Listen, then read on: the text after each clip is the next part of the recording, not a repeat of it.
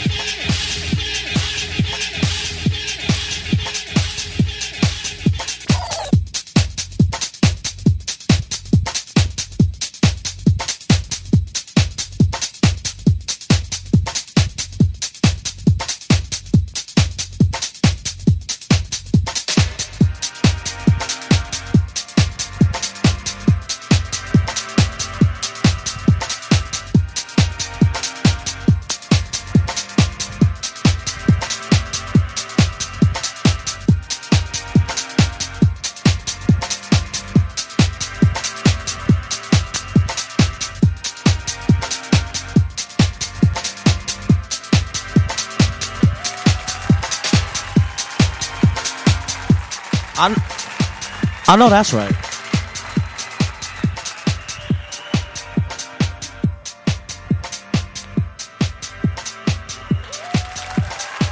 BostonRadio.com is the hottest station on Internet Nation. My bad. Had some technical difficulties today, but we're not going to let that stop us. Don't forget, you tune into BostonRadio.com. The phone lines are now closed. I have King Aus on the line.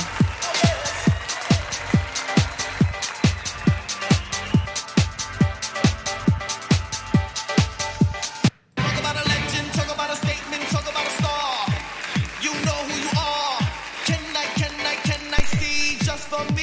House Ebony, House of Love, Extravaganza, Ultra Omni, St. Clair, Mugre, Miyagi, Missa, Rahi, Aphrodite, Infinity, Ninja, Planet, Pandavis, Milan, Saint Laurent, Prestige, Prodigy, Khan, La Paula, La Beja, Tsunami. Talk to the talk, get a legendary talk. Interview cut is what I want. Spinning the tea and having the kiki. The ballroom scene, make a bitch wanna read. Cause you're trapped in the alley, nowhere to go. Serve the paddle and talk about your dope. It's free, spill tea. Tell all the queens how it be. Get tens or chop off the panel, you nuts.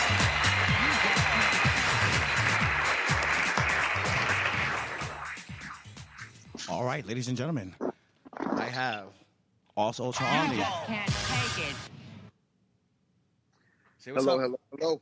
How you doing? How's it going? Doing good. That's what's up. Where are you calling from?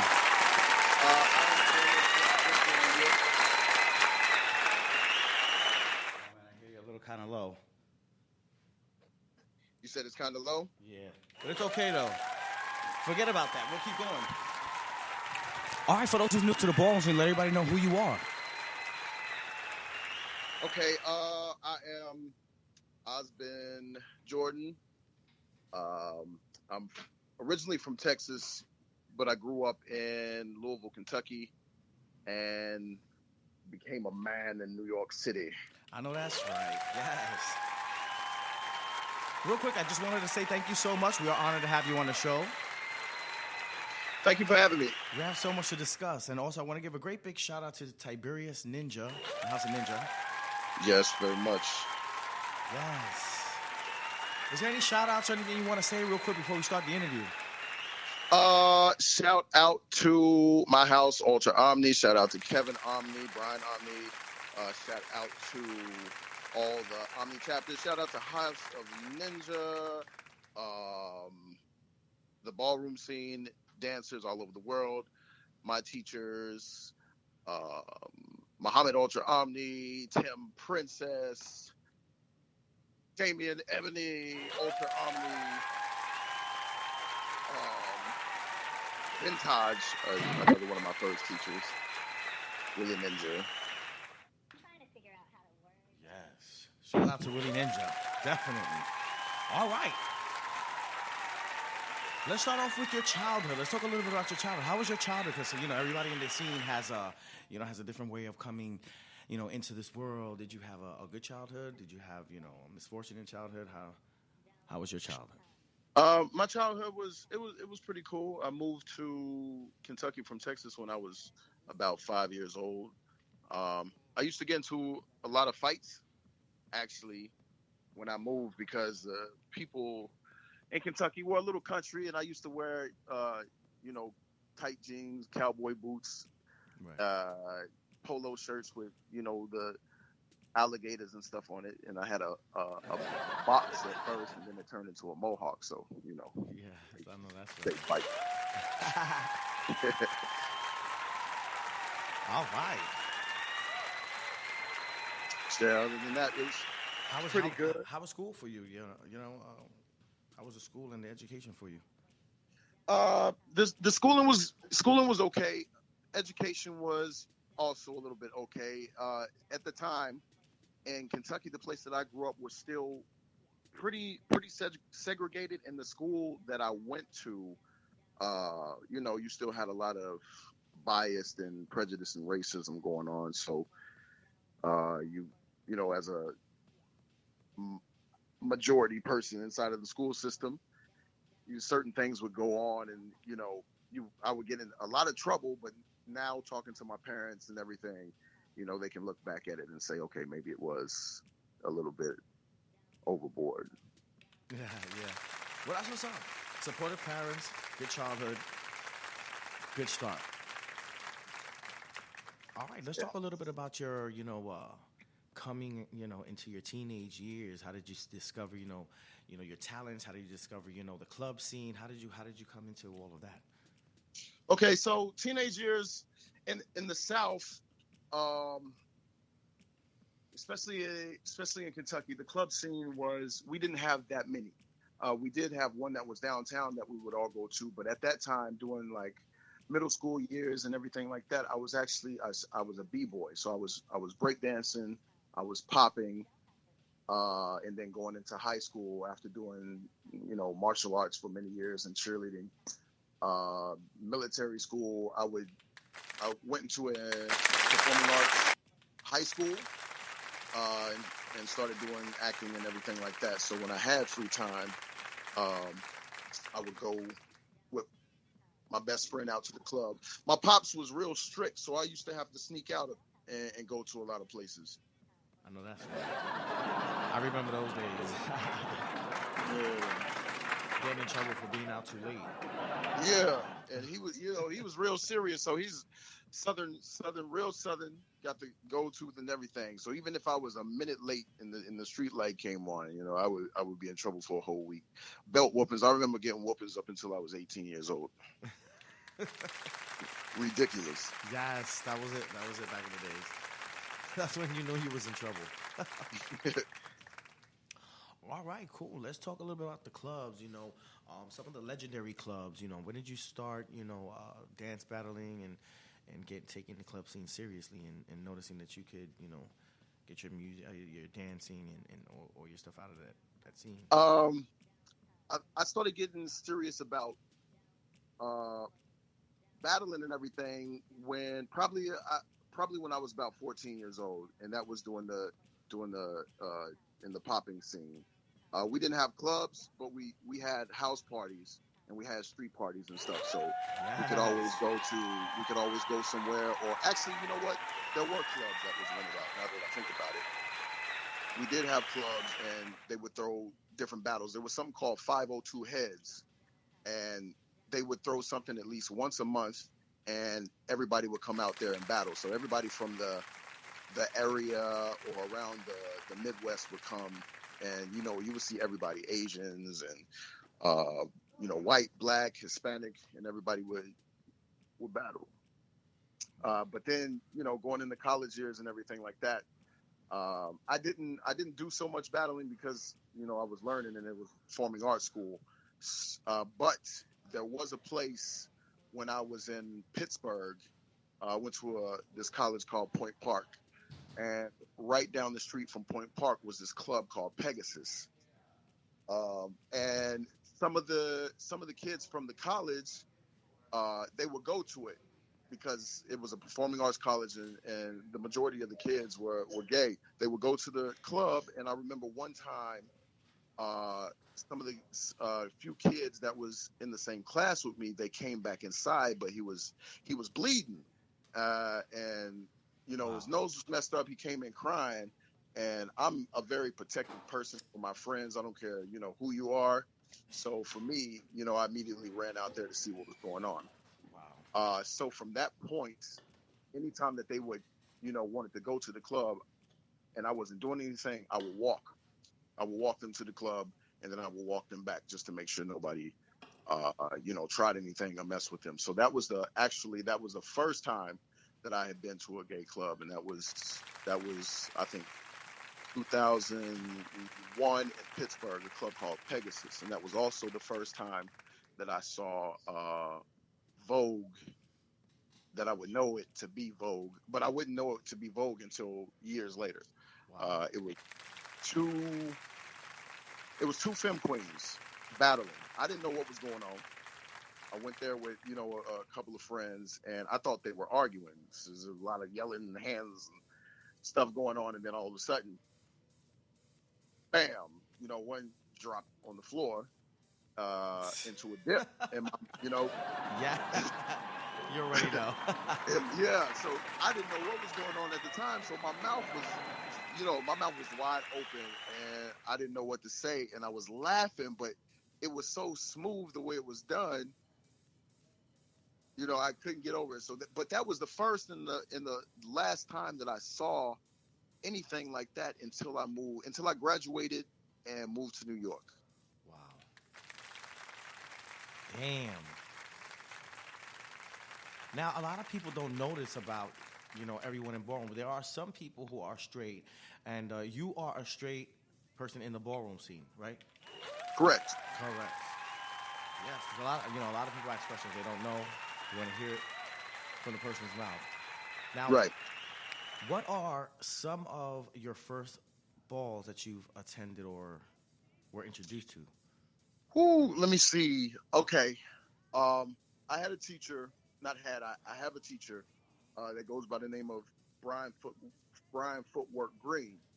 And because I come from the poppin' scene, he suggested to me, actually the poppin', and I started taking his class because he taught a style called whacking. So that's how I got introduced to him.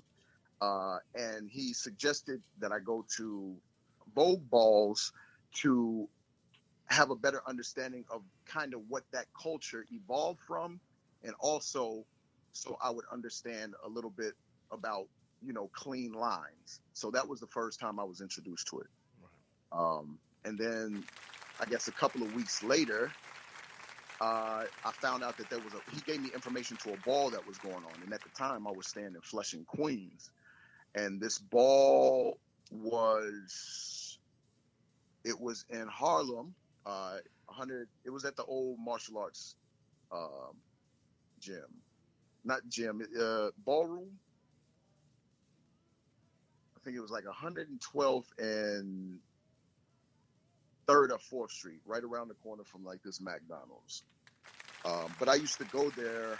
I went there for a year to every event that went on, and I just literally either sat on the stage or I sat at the side because I had 2 friends that used to go there that I went to high school with. So I would go there with them. But then other than that, I would either come there if I was dating somebody at the time, I would come with them, or I would just go there and sit on stage. And the first time I went, I got introduced to Frankie Paradise. Oh wow! Shout out to Frankie. Yeah. Yes, sir. I remember him from the Clubhouse days, spinning them beats. Yes, Clubhouse. I used to go there all the time. Yes, I used to be there Every Wednesday. Every Wednesday. Planet 28. Yep. And then when it moved to Chinatown, and then there was another place that it went to because something happened to the spot that was in Chinatown.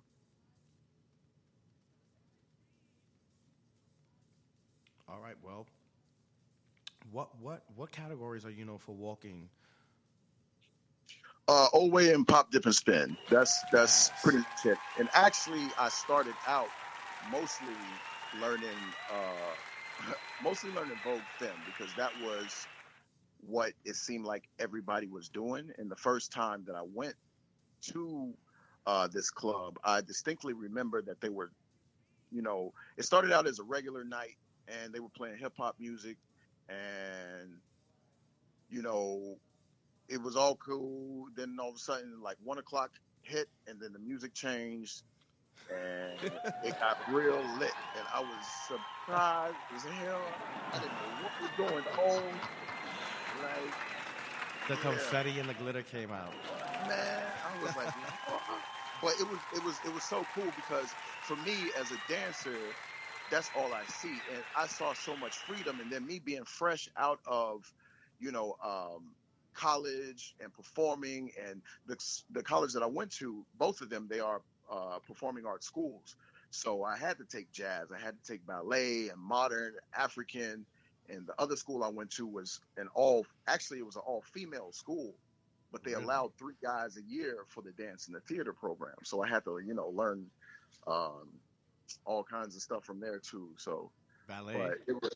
Yeah, ballet. Wow. I remember when I was younger, I had to take ballet classes. I actually had a scholarship to Pyramido's Dance Studio in Syracuse, New York. And the first day that I got there, I wasn't ready. I didn't know what to expect. So the guy that was teaching the ballet, he made me change my pants into these tight pants, and I was at that time I was afraid to show my, you know what? I didn't want to come out the bathroom. Yeah. But I got over it. It's always early, 7 o'clock. We have to get up at I think our class started at 7:30. Yes, So and roll out of bed warm at up, 7 o'clock in the morning. stretches, and don't forget to stretch your toes. Point them toes. Posture and structure is important. I'll never forget those days. Never that much of a big fan for myself doing ballet. I don't mind watching it, but especially when you have to lift those heavy ballerinas. I mean that had a solo part. That was never. I had practice with that though, because I cheered in high school. Actually, I cheered in my last year of middle school, and then all through high school for 2 competitive squads, and they would always give me the biggest girls. So I'm all right with that. Well, it seems like me and you got something in common. All right. So give us a little insight on, your categories. Give us some pointers, some tips on, walking balls and popping, locking and voguing and all that stuff. Okay. For me, walking, I would say just getting your 10s at first.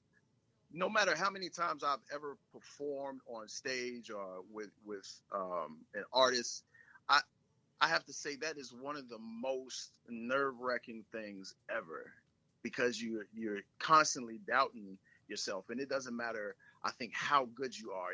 If you don't feel those, butterflies at the beginning, then I don't know. I guess the passion for it is gone. Okay. Ladies and gentlemen, we are talking to one of the very few straight heterosexual men, along with Archie Burnett Ninja, that Vogue old way. And there's a lot of controversy over you guys' sexuality being in the ballroom scene. How do you deal with that? Does that affect you? Does that bother you? Do you use that as an opportunity to educate? You know what? I never really.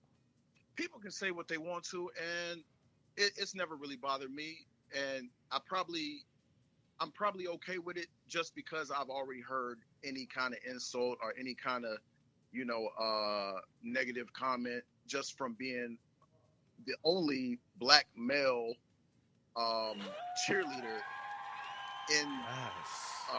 in Kentucky, which at the time was still very racist. So for me, you can say anything. You can think what you think. I've heard all kind of stuff, people talking this and that. But then I say, but who do you know that I've been with? You go ahead and you tell me that. Okay. Who do you know that I've been with? By the way, congratulations. That is amazing to be the first black male cheerleader in my little middle school. Yes. Isn't that amazing how, we're little, we don't know what we want to be when we grow up, and bam, boom, bam. All kinds of historic things happen. Yeah, and that was all from a bet. Like, my friends, they bet me to do a flip with no hands, and I never did it before, but I was like, okay, and I ran and I did it. And then after that, they had an audition, and they were like, yeah, I bet I dare you to audition for the cheerleading team, and I did it. But my teacher wouldn't let me quit. I know that's right. She said she don't fail me. The reason why I ask these questions is, straight men and old way. Some people feel that straight men that vogue old way should be separated from butch queens that vogue old way. How do you feel about that? Do you feel that should be an issue? Do you feel like that should be categorized, or what? Okay. I'm gonna bring it up to you like this, because I myself have had this conversation several times, and I feel a couple of different ways about it. I will tell you, the first time that it was brought up to me, and this was me at the time, still trying to figure out everything, still being that awkward, quiet guy coming to the ninja meetings that we would have, and just listening, trying to understand everything. And I remember one time we had a meeting and we were talking about, you know, balls and everything like this, and people walking and da da da da da, and you know, they were saying, okay, you'll walk this and you'll walk this, and then they said, okay, and you'll walk old way, and then there was one who is I don't know, I don't even remember his name. I remember most of everybody else's name. I just don't remember his for some reason. Yeah, but he was like, too many people. He was like, I don't think you should walk because you're not a butch queen. So I didn't really understand what he meant at the time. Right. I didn't say anything. I was just like, oh, okay, that's kind of fucked up. Little. I felt the opposite end of it. You know how you have like, you know how sometimes, okay, for instance, if there's a Caucasian person at a table full of black people, and then y'all all chilling and kikiing, but that one joke that comes out that's about that white person, but not really about them, Right. and they feel some type of way, but they don't want to say nothing. Yeah, it's uncomfortable. You know, it's almost it's close to a racial remark or a racial slur. You know what I mean? Right, but at the same time, I didn't take offense to it. That's like saying white man can't jump. Right. But I didn't take offense to it, and I understood because the way that the category was broken down, I mean, really, it would be that way.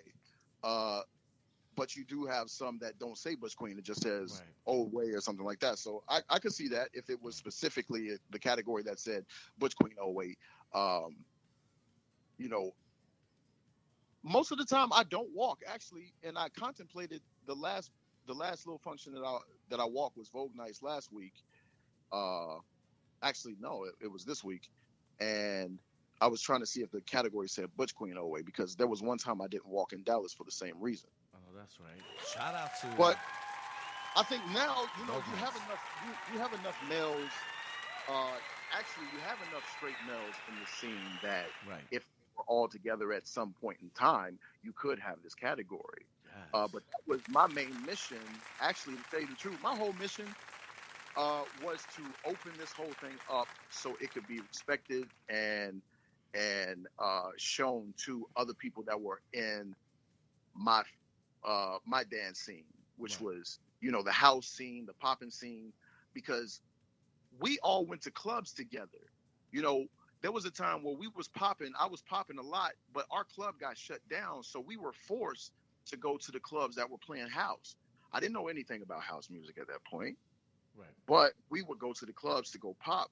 But I started to meet people, and that's the first time that I met my first teacher, which is Vintage Ultra Omni, rest in peace.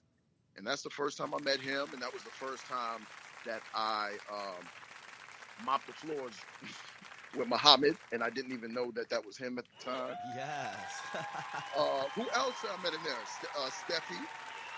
Steffi Mizrahi that lives in Paris. We used to get into it all the time at the club. Like literally, sometimes we would, you know, shady battles, baby powder in the face, water glass on your head.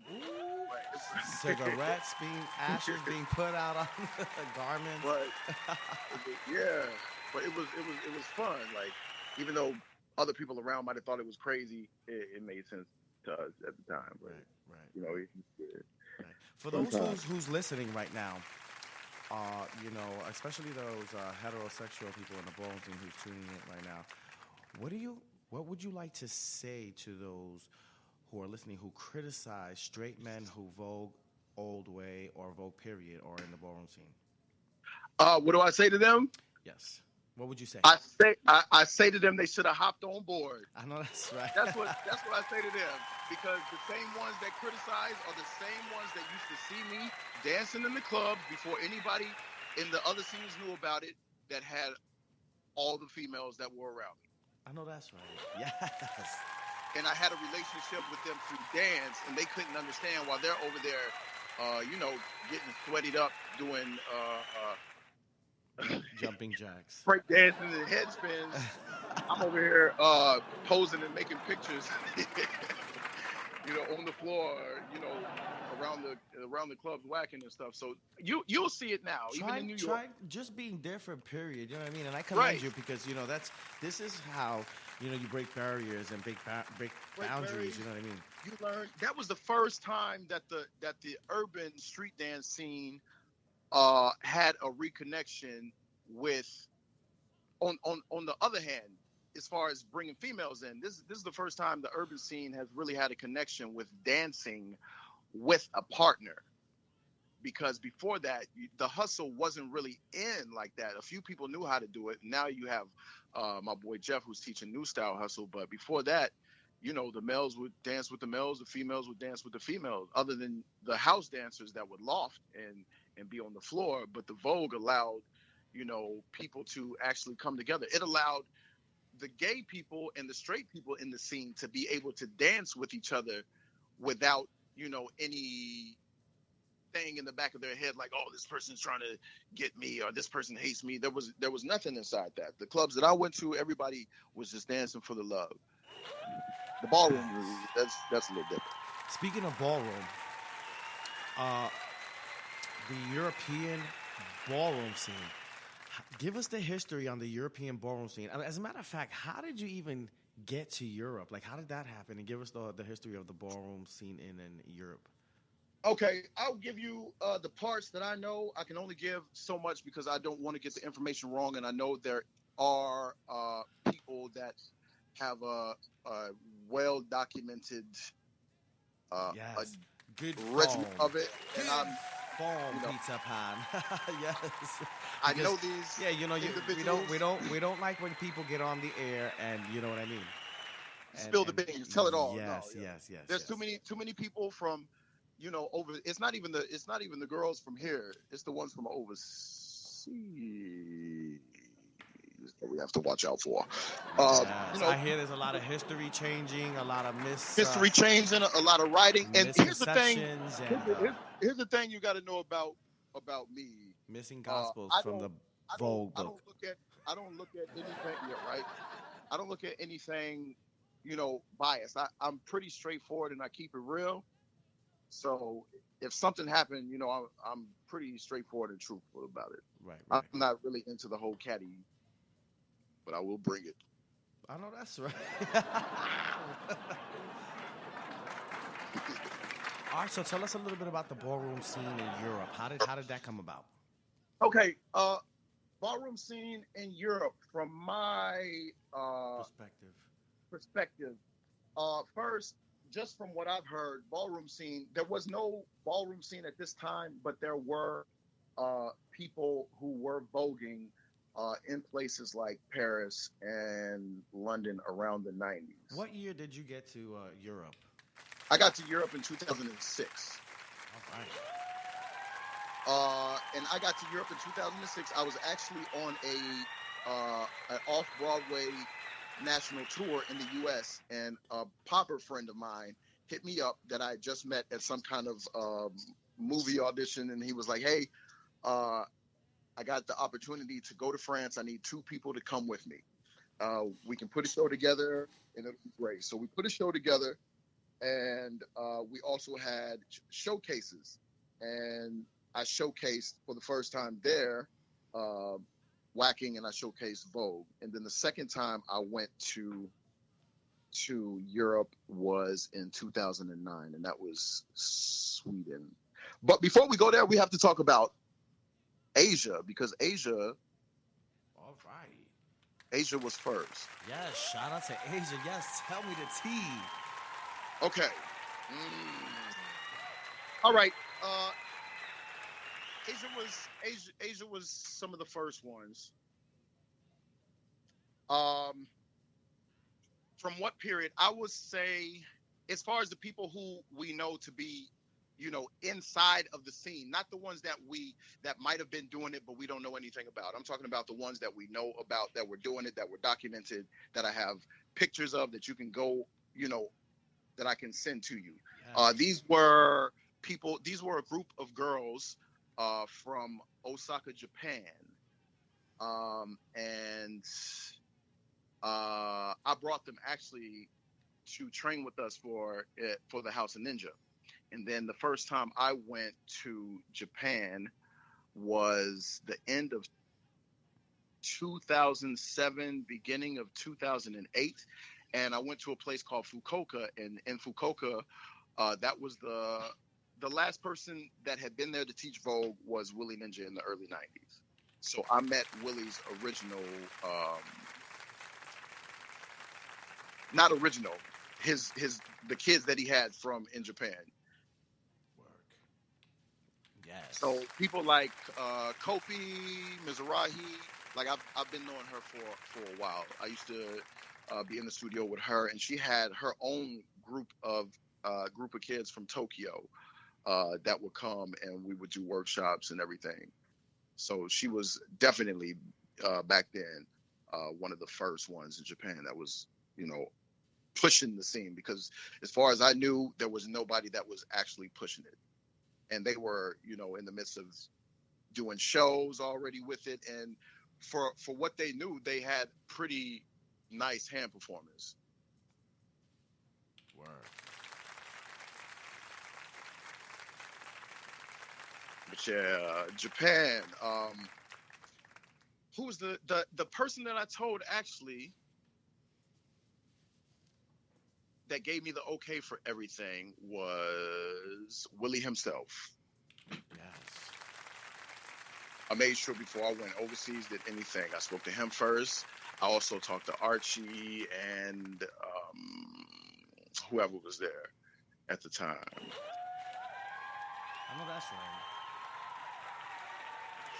Speaking about Archie and the rest of the gang, let's talk a little bit about who are the legends and the top statements and the stars of Europe or overseas, because there's a lot of confusion. The ones from Europe. The ones from Europe. Yeah. How did the Europe ballroom scene start? Like, who are all the top legends, the top statements, and the top stars? Legends. I don't know about legends. Statements. Start. Well, you got. I know some of the first people.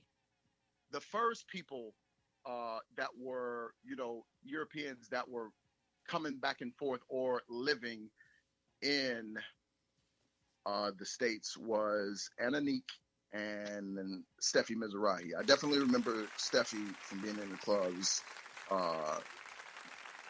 early. Definitely 2000.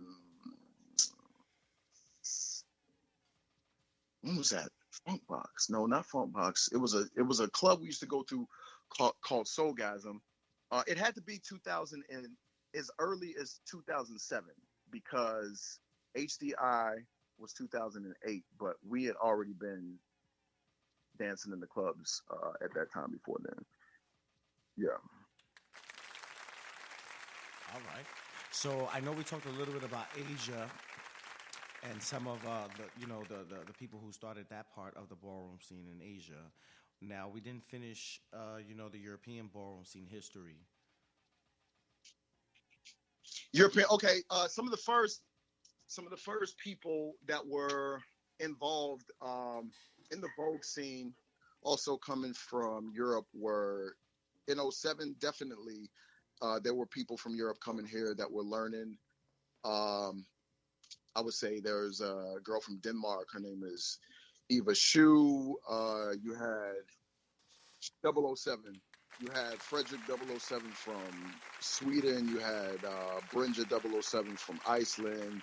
You had Patrick Ninja 007.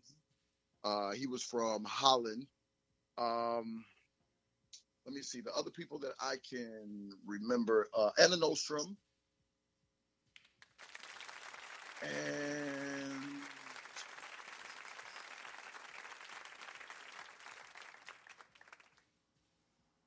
those were about the first ones at the time. The first string of people that were introduced to the information. Word. All right. Now, that were able to travel. Because there were some people who might have still, been into it that weren't able to travel. But at the same time, they were YouTubers, so they weren't getting it firsthand.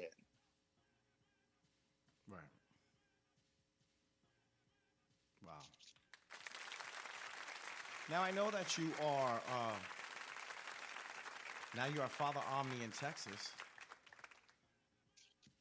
I haven't started a house in Texas. I have a house in Brazil, and I am working on South America. I did start the House of Omni in Europe, which has, Mother, well, actually, Eurasia. So you have Mother Caroline in Paris. You have Father Serge for France. You have Marina in Holland.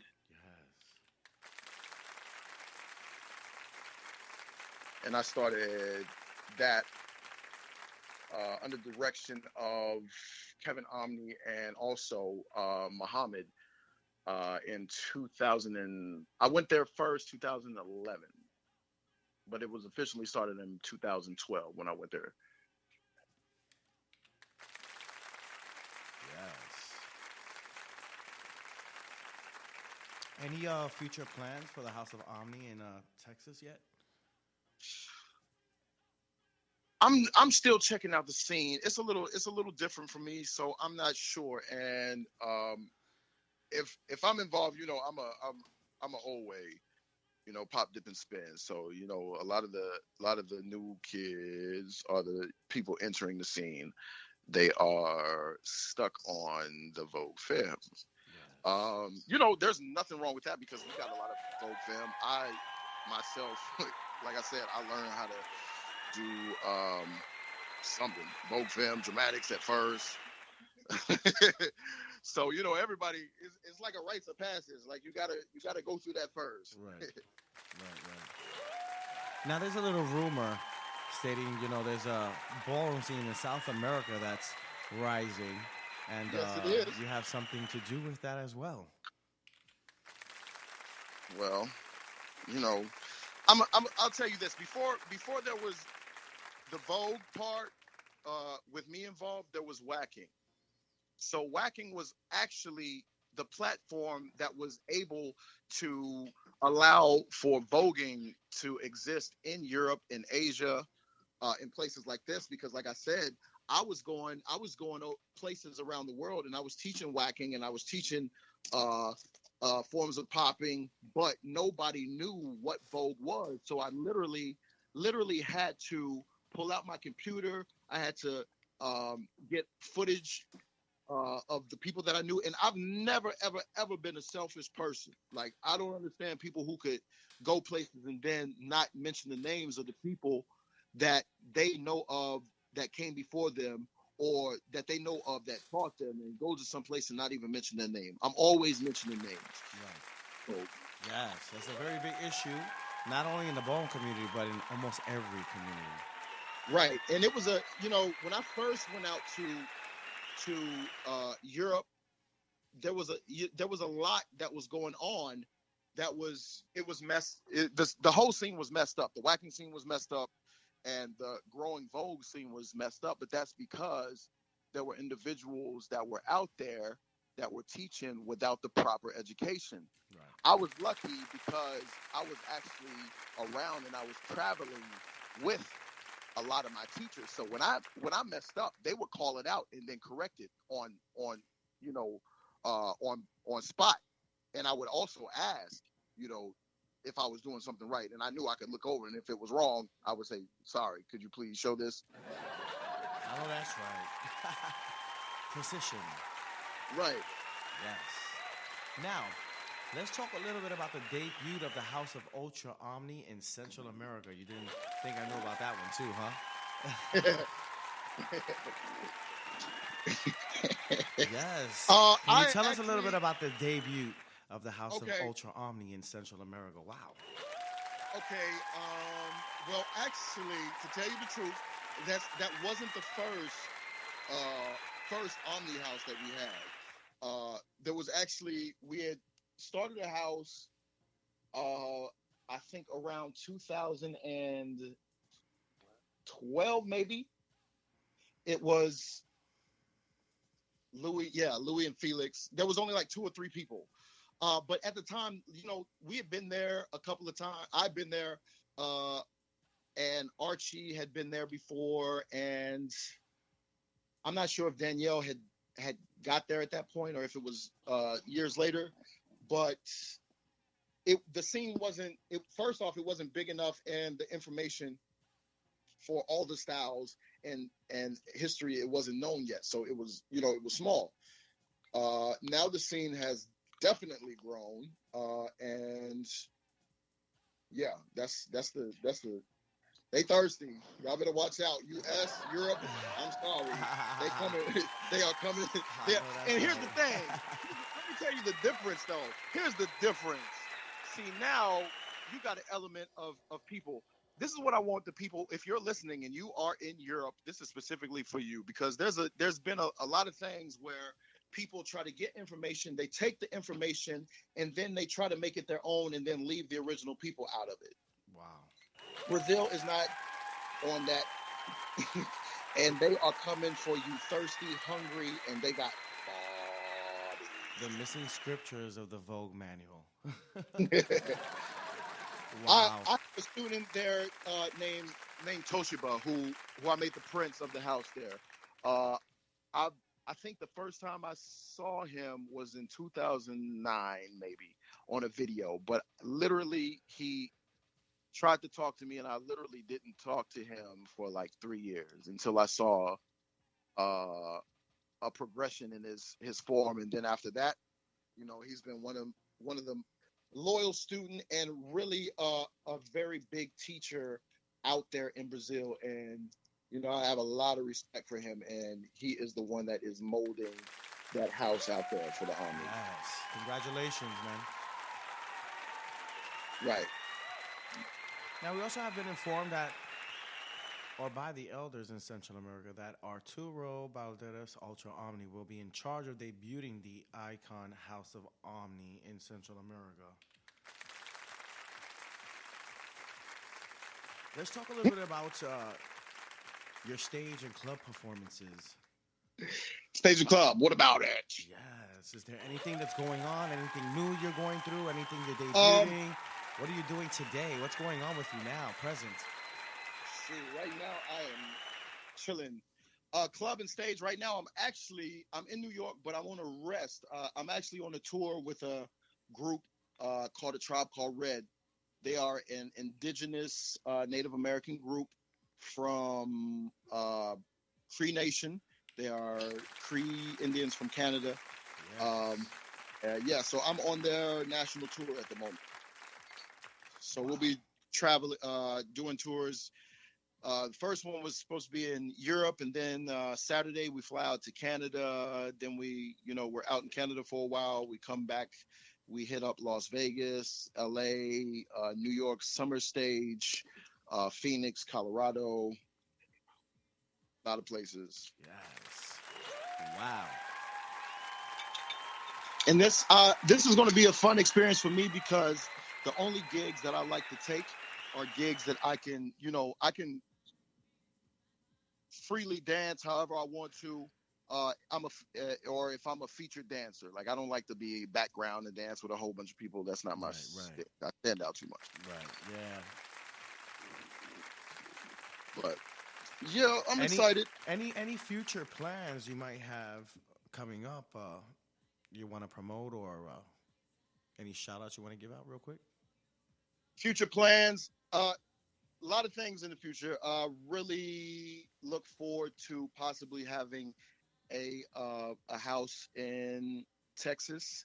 I have several plays that I'm writing right now and working on. And since I've been in Texas for the last 2 years, I've been actually getting my teacher certification and working more with theaters, with musical theater and dance. So be looking for some productions in the future, and also competitions. Yes.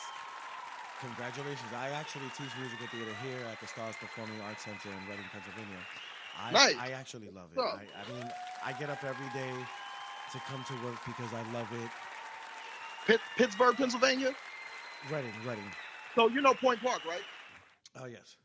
That's the college I went to. All right. Shout out to Pinpoint. Yeah. That's what's up. That's cool.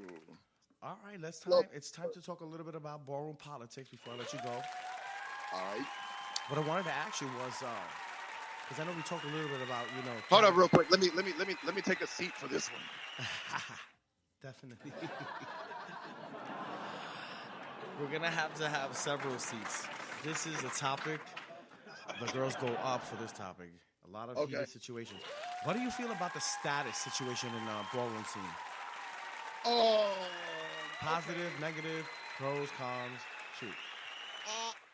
I like it. The thing is, the way that I was taught, a lot of the people that I'm around come from the old school of thinking and of thought. So I'm used to talking to my elders when it comes about deeming and stuff like this. I think certain things now might have to be revised because I think in the 80s, in the 80s and the 90s, the era was different.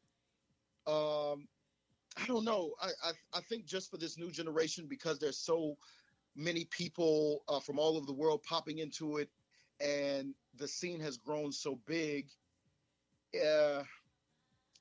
Status, I don't know. That's a hard one.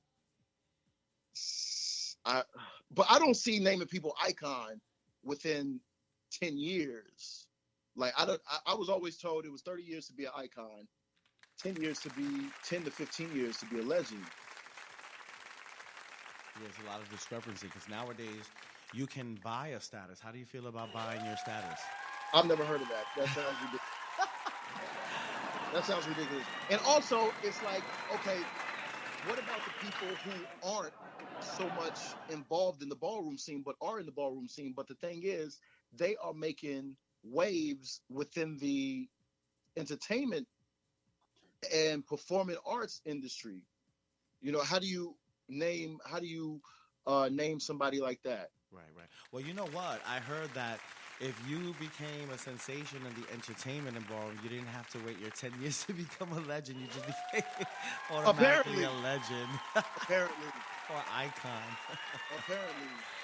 All right. How do you feel about the use of hormones and estrogen and testosterone in the community still? You know what? If you're trying to go for a desired look, that's all on you. I can't fault nobody for who they are. And image, as far as us, it's a big thing, the media or whatever. But I mean, I don't know. For me, if you understand everything about it, if you've researched it, not for just a year, but like if you've really looked into the pros, the cons, what's going to happen years later, and everything is good, and you have the right people around you, it shouldn't be any problem. It's just when you try to cut corners where I feel that a lot of harm can be done. Right. Scandals. All right. If you were thinking about transitioning into a trans woman and you had to go to one of the 3 legendary doctors in the community to get silicone or black market silicone, who would you go to? Would it be Duchess? Would it be Natasha? Or would it be Joanne? Duchess, Natasha. Who are any one of those? Hold up, who is it? Are we talking about the ballroom girls? Yes. Which one of the legendary girls that does black market silicone? Oh. If you were trying to transition today and you had to pick one of the 3, would you pick Duchess, would you pick Joanna, or would you pick Natasha? Caitlyn Jenner's. I know that's right. Because I got a good girlfriend. I got a good girlfriend. Let's keep it real. I got a good girlfriend who is in that stage of transitioning. And Miss Caitlyn Jenner's doctors, she did some work. Yeah. Okay, you might shout out to Caitlyn Jenner. Work. Yes. Caitlyn Jenner. Hey, I approve this message. I know that's Caitlyn Jenner's Iron Chef Bobby Flay, uh, whoever cut and chopped and screwed, she does it. So hey, y'all get them coins up. It might cost you a good. It might cost you a good 30,000 or so. But hey, wow. All right, now how do you feel about the fighting and the carrying on at the balls and all the negativity going on and the shade and the other outsources that we have and resources that we have in ballroom? How do you feel about that? okay, when it comes to the fights, because right now I'm seeing already the 2 balls that I went to in Texas, there's been some kind of fight. Fight. Okay. I have to think of things from like 3 different angles. As a martial artist, I've been doing martial arts for a long time, so I love fights. But here's the thing. I know that as a martial artist, fighting is the last resort. So if you aren't educated enough to be able to express yourself verbally, and you have to go to, schoolyard games, then maybe you shouldn't be involved in the scene in the first place. Because if you have to fight over something like dance, a trophy, somebody tried to talk about you, I'm going to need you to get thicker skin before you come into this. Okay, that's one of the things I wanted to ask too. About being resilient and educating these kids about being resilient when coming into this community called ballroom. But here's the thing. On the flip side, Willie used to snatch us out of the balls. We were not allowed to go to the balls. And that was passed down from him to Mother Richard to Benny, all that. When we would go to a ball and somebody would start fighting, guess who was the first people going? The ninjas at that time. He was out because Willie did not have that. Actually, for the longest time, he didn't even want us walking balls and told us that we couldn't walk balls because we were more focused on entertainment and putting shows together and stuff. This is why a lot of people in the ninjas, didn't walk for a long time. We were told not to walk. Wow. That's crazy. So when you see me, like there's a video, the first ball that I can remember that I actually walked was a latex ball, and this was 2007. I remember that because I have a picture, and I walked it as a ninja. Now looking back at it, I look crazy as hell. But I knew it at the time. But at the time, there was nobody that could really teach me that style. But at the same time, I did what I could do. I know that's right. Because I was in that weird, awkward moment. Like, I didn't know if I wanted to do new way. I didn't know if I wanted to do old way. Right. You got to find your niche in ballroom. Right. But how do you feel about all the trans and LGBT murders that's going on all around? Yeah, the United States? I think that's some of the most ridiculous stuff in the world, and it just comes from a lack of, I would say, a lack of education. And actually, you know what? I'm gonna say it does come from a lack of education. Here's the reason why, and the reason why it starts at a young age. And while I've been in Texas, I've actually been teaching middle school from 11 to 13. And this is a school that, in most people's eyes would be considered as a quote unquote hood school.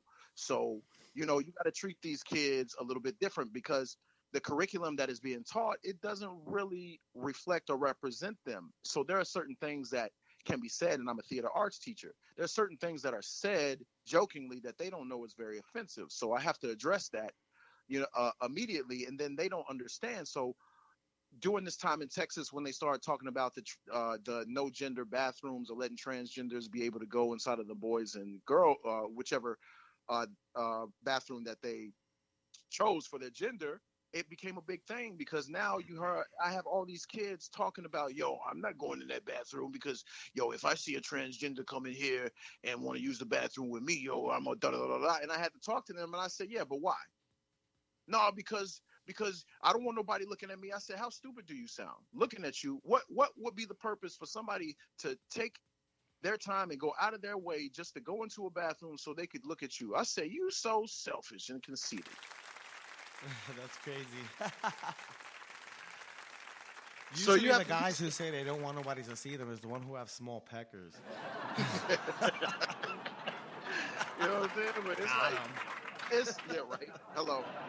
But I don't know. It's for me, and I know it in a lot of places that it became some kind of a game, and because so much hatred has been spread, and you know, a lot of this has to do with organized religion. Organized religion got people messed up, depending on, you know, what you're into. But really, a lot of these doctrines really have us fighting against each other because people decide to hone all of their focus and hatred on this one thing, but they omit the other parts that say you shall not hate people or don't drink and stuff like this. Yeah, if all sins are created I never the same, understood the point Right. of church being for sinners, but sinners weren't allowed to go to church. Exactly. And here's the kicker. Here's the kicker. Yahshua, or who they call Jesus, wasn't he against the Yeshua? Wasn't he against the church? I thought he was against the church, but I don't know. Never mind. What do I know? Yeah, he was against a lot of things that just weren't right. Right. But you know, it's all up to the person, like. And I will tell you something that is really sad, and this is how I know, you know, for me moving from the South up to New York and getting a whole new different mind frame or way of thinking, moving back to the South. When I first moved to Texas, I was really taken back, and I was kind of overwhelmed about a lot of the speeches that were going on the radio. And my pops, every Sunday, he a Southern Baptist deacon, and he turns on the radio, and you hear the messages, and I swear to you, every single Sunday that the radio turned on, the conversation had something to do with some kind of hatred towards Homosexuality.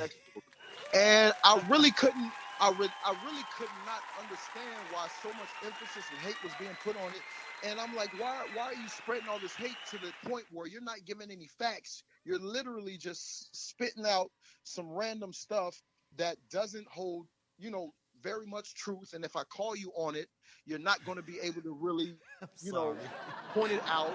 You know, I'm like, they treat you like if it's funny because, you know, I watched that movie, The Exorcism of Emily Rose. Right. And these churches, they treat these homosexuals as if they had, you know, they were possessed with some kind of right foreign creature or something. Right. Of some kind. So for me, you know, like I said, I always grew up with an open mind, even if the home or the situation surrounding that I came from wasn't that open. I've always found my own way. But just being around this and seeing how, you know, the attitudes is, you can tell you know, a lot of people still have a lot to learn and grow on, and especially for me to see that type of hatred for people inside of a church and just talk. For me, it didn't make sense. One, because you're talking about all these sins, but for me growing up in the church was the first time that I got to saw the people who were supposed to be leading me to, or the congregation to a certain place. These people are getting arrested for getting caught with crack, cocaine, prostitution in the parking lot, messing with the church's money. So I'm saying, how are these people going to sit here and talk with about each other's brothers and sisters? How are you going to talk about these people this way? But you know, all of this stuff is happening. So as a kid, I always knew that, you know, everything ain't what it seems. So you can only judge people pretty much on their individual self, and what somebody does with their personal life or who they like. What does that have to do with me? You know, that's not my relationship. Unless you ask me for some direct advice, I don't have nothing to do with that. Wow. Crazy. Amazing. Such a sad concept. Yeah. But yeah, definitely. So I just wanted to go over some things. I know you said you first experienced the ballroom in 2001. Okay. Right. I also have your resume here in front of me. I have the HON International Travel and Chapters in '07. You also, after teaching with Willie students, you worked with teaching all the way in Japan. Right. Wow. Also pioneered Vogue specifically the old way in Europe, Asia, and the South America, 46 countries to date. Right. Ever since 2006, I've been going back and forth pretty much to about 46 countries. Yeah. And opening up pathways for a lot of these other people, whether y'all want to admit it or not, give it up, because if it wasn't for somebody like me, a lot of y'all would not be traveling. And that's right. Straight facts. Especially winning grand prize at the Kiki function on 14th Street and 10th. And you also joined, Muhammad said no Butch Queen has done it after Willie since that time. I know that's right. You also joined Ultra Omni in 2010. 2010, right. Grand Prize Old Way Liberty Awards Ball 2009-2010.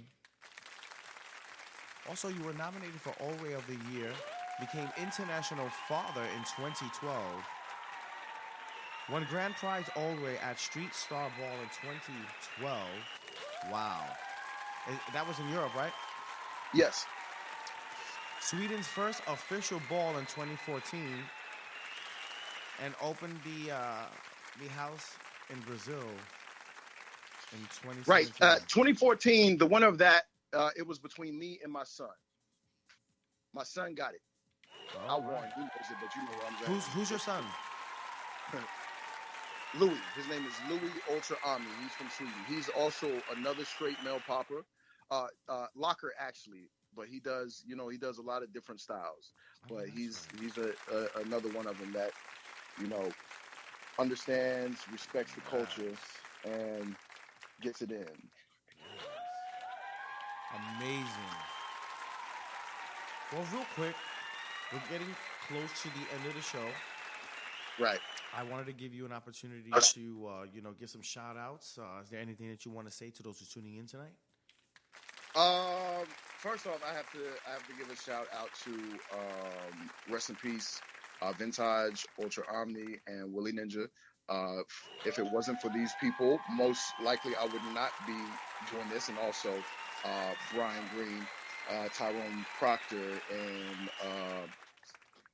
and they were the first people. Shakalak. They were the first people to introduce me to Willie Ninja doing his benefit. Muhammad Ultra Omni, Muhammad for being one of my main teachers. Also, Javier doing my time as a ninja. I a lot from him when it comes to precision, when it comes to style, when it comes to grace, striking, that battle mentality. I learned a lot from him. Me and him used to have some crazy training sessions where we would go back and forth. And I myself, I'm a martial artist. I've been a martial artist since 8. That name Ninja I acquired way before the House of Ninja. As a popper, my name was Ninja Pop, but on the streets I was also known as Ninja. For the reason that because I've been taking Kyokushin Kaiken, Ninpo Taijutsu, Ninjutsu, and Shaolin Kung Fu, and these are competitive competitions and training that I did in Hong Kong, Japan being most of the time where I spent many years going back and forth training actually in the mountains of Japan to study with people who you would consider as ninjas, I guess. So brought a lot of that influence to the house, and especially the hobby, with a lot of showing different hand signs and locks, and we would play with all these different things. That's what's up. Yes. Shout out to everybody. Shout out to the House of Shout out. Shout out to Willie Ninja. Shout out to the House of Jamal, Ninja. Jamal Milan. Yeah, shout out to Jamal. Andre Mizrahi. Yes. Because he was one of the first people that I remember. There were 3 people who I used to keep on rotation when I first started learning, and that I would watch, and I was like, this is what I want to look like. Like, these people for me are the top. And it was Jamal Milan, that battle between Jamal Milan and Damien. I kept that on rotation. I used to go to coffee shops, like all over like wherever, and I would just stay glued to that. So definitely Jamal Milan.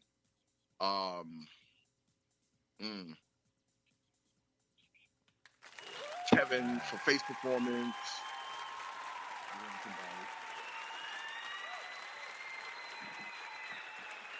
Muhammad definitely. I remember my first time at the club. Though him and there was one other person that was coming down the middle of the aisle. They were actually the first people that I saw doing what I would figure out later on, which would be Old Way. And I didn't know what it was, but it looked very militant. And because I'm a frat boy, it looked it looked like a probate show. So that drew my attention. Yes. Oh, that's right.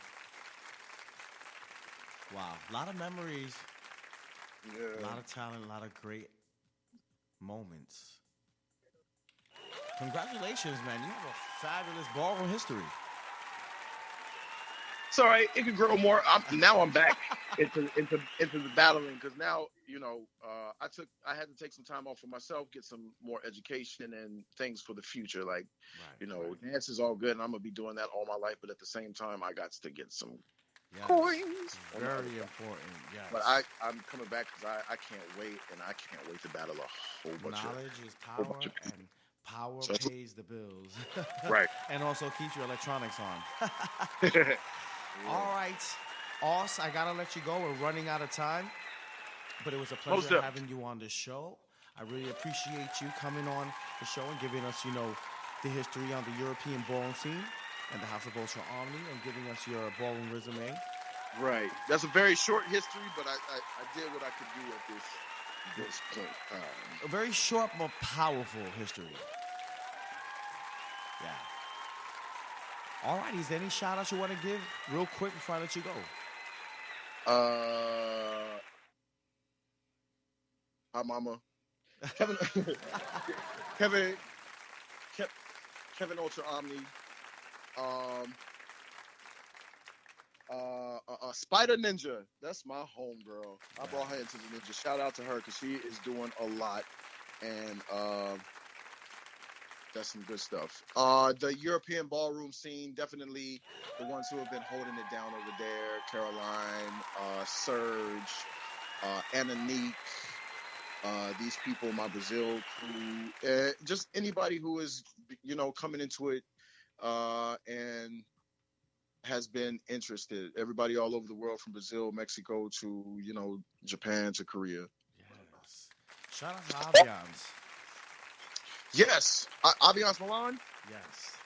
Yes. Yes, most definitely. My ex-roommate. Also another one of the American pioneers.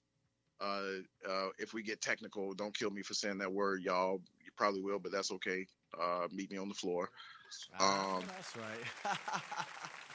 But like I said, if I didn't mention these names, the people who have been involved for the long haul as far as educating a lot of people, of course, like I said, Aviance Milan, Deshaun, Laomi, Javier, Benny, Muhammad, Steffi Mizrahi, Andre Mizrahi, Derek LaBeija, Lysandra, Nuni Karma,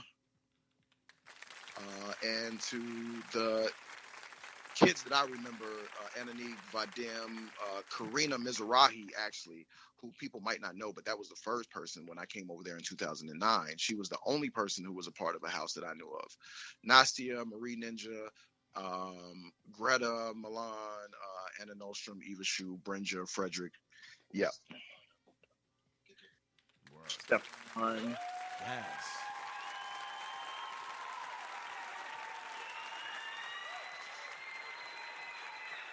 I know that's right. It's time to let you go. Alrighty. Alrighty. Thank you so much for coming on the show and giving us your ballroom history. Once again, ladies and gentlemen, I have Aus Ultra Omni. Give it up.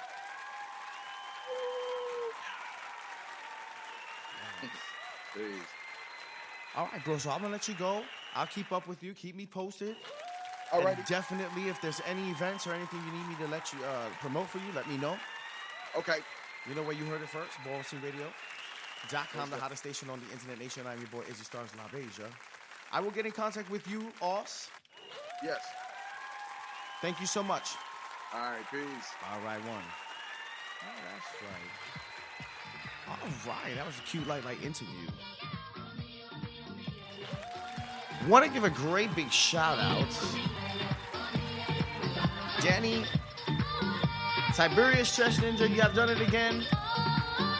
Don't forget, you're tuned into BallroomSceneRadio.com, the hottest station on Internet Nation.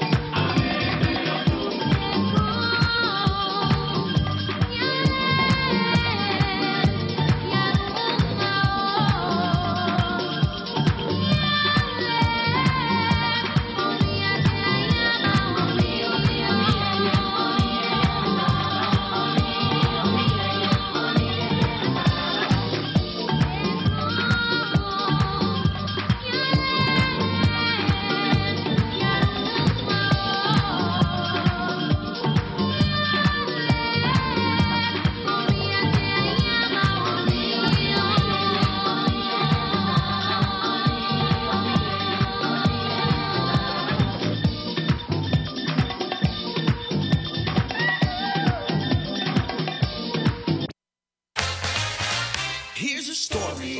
What's the tea? Tansy lady who was bringing up three very shady girls. Some of them were taking moans, looking like their mother. The youngest one serves the balls. Here's a story of a man named Shady who was busy reading three boys of his own. They were butch queens living all together, and yet they all walked balls. Till the one day when the butch queen spooked a femme queen, and they knew that it was Shady from the start. And this crew must somehow form a family, and that's the way they all became the Shady Bunch. The Shady Bunch. The Shady Bunch. Yeah, that's the way they became the Shady Bunch. Oh, let's get some tea. This is too much, honey. Tea, anyone?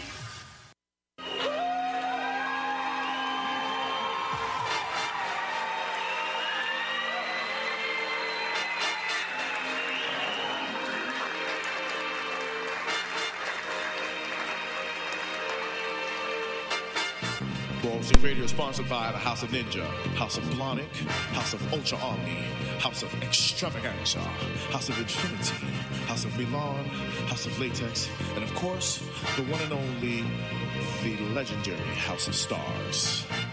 Special thanks to Danny Stretch Ninja, DJ Frankie Paradise, Steve Gonzalez, DJ Chip Chop Ninja, legendary Jay Blonic, Icon Kevin Ultra Omni, Icon Angel Infinity, Icon Baron Milan, legendary Mother Power Infinity, and of course, Icon Grandfather Hector Extravaganza.